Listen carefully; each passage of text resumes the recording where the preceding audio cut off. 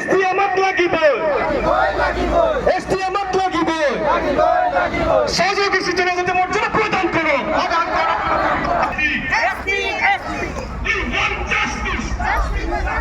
We want justice. We want justice. No wasting no food. No wasting no food. We want justice. No rest, no rest. Justice!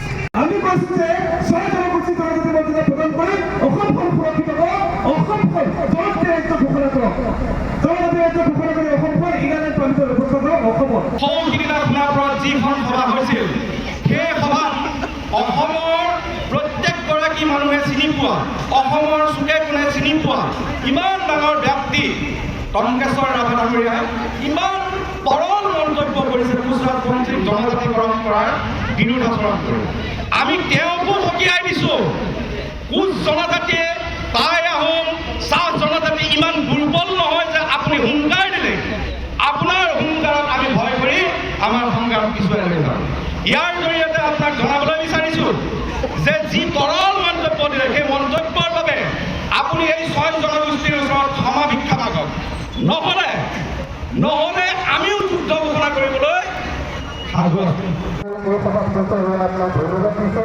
প্ৰথমতে আমি বেছি কথা দীঘলীয়া কৰিব নিদিওঁ ইতিমধ্যে মোক তেওঁলোকে ক'ব দিছে আমাৰ মুঠতে লাগিব সুস্বাস্থ্যমন্ত্ৰী ঘূৰি দিব লাগিব আৰু সুস্বাস্থ্যমন্ত্ৰীৰ বাবে পাঁচ জনগোষ্ঠী ব্যৱস্থা বিভাগে আমাক পাৰিব আমাৰ সংবিধান No wasting no vote. No vote, no vote. No wasting no vote. No vote, no vote. No solution, no vote. No vote, no vote. No solution, no vote. No vote, no vote. Hiralan permit lagi. Hey, taxiboy lagi. Hey, hiralan permit naman lagi. Hey, taxiboy lagi. Hey, soy jনগোষ্ঠী জনজাতি কোনো মঞ্চ বেদিব নোৱাৰা BJP চৰকাৰ হাই হাই হাই হাই হাই হাই We want justice. soy জনগোষ্ঠী জনজাতি কোনো হুঁশিয়ার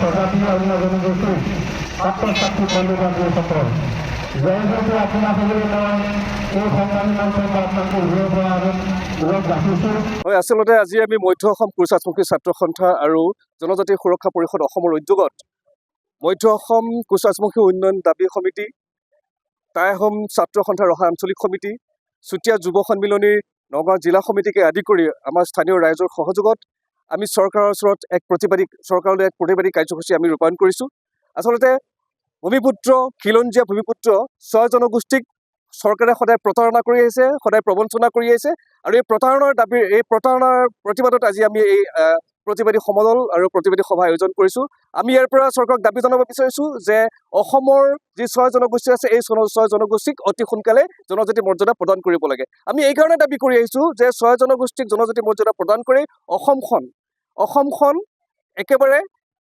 আমাৰ খিলঞ্জীয়াসকলক ৰক্ষণাবেক্ষণ দিব লাগে আমাৰ খিলঞ্জীয়াসকলক উন্নয়নৰ কাৰণে চৰকাৰে চিন্তা চৰ্চা কৰিব লাগে অসমখন জনজাতি ৰাজ্য হিচাপে ঘোষণা কৰিব লাগে অসমত ইলাৰ্ণ পাৰ্মিটৰ ব্যৱস্থা কৰিব লাগে আমি এই কাৰণে ইলাৰ্ণ পাৰ্মিটৰ ব্যৱস্থাৰ কথা কৈ আছোঁ ইলাৰ্ণ পাৰ্মিটৰ ব্যৱস্থা হোৱাৰ লগে লগে অসমৰ যি বিদেশী সমস্যা এই সমস্যাসমূহ নোহোৱা হৈ যাব এতিয়া আমাৰ দুখ লাগে ক'বলৈ আমি যেতিয়া ছয় জনগোষ্ঠীয়ে জনজাতি মৰ্যাদাৰ কথা আমি উল্লেখ কৰোঁ বা জনজাতি পোৱাৰ দিশে অগ্ৰসৰ হওঁ তেতিয়া আমাৰে ককাই ভাই CC2I কিন্তু সদায় প্ৰতিবাদ কৰি আহিছে আমি তেওঁলোকক ক'ব বিচাৰিছোঁ যে আপোনালোকে প্ৰতিবাদ কৰিব নালাগে আমাক সহযোগিতা কৰক আমাক সহযোগিতা কৰি অসমখন ৰক্ষা কৰক আমি তেওঁলোকক সদায় ক'ব এই বস্তুটো আমি তেখেতসকলক ক'ব বিচাৰিছোঁ সেইকাৰণে আজি আমাৰ ইয়াৰ পৰাই আমি ছয় জনগোষ্ঠীয়ে প্ৰতিবাদী কাৰ্যসূচী লৈছোঁ যাতে অহা 25 নৱেম্বৰত চৰকাৰে যিখন প্ৰতিবেদন মন্ত্ৰী গোটে দাখিল কৰিব সেই প্ৰতিবেদনত যাতে ছয় জনগোষ্ঠীৰ জনজাতি মৰ্যাদাৰ কথাটো ভালদৰে তাতে পায় আৰু এটা কথা আমি এইখিনিতে গম পাইছোঁ যে অসমৰ কোচসকলক ভাগ কৰি চৰকাৰে জনজাতি মৰ্যাদা প্ৰদান কৰাৰ কথা চিন্তা চৰ্চা কৰি আছে সেইটো কিন্তু আমি কেতিয়াও হ'ব নিদিওঁ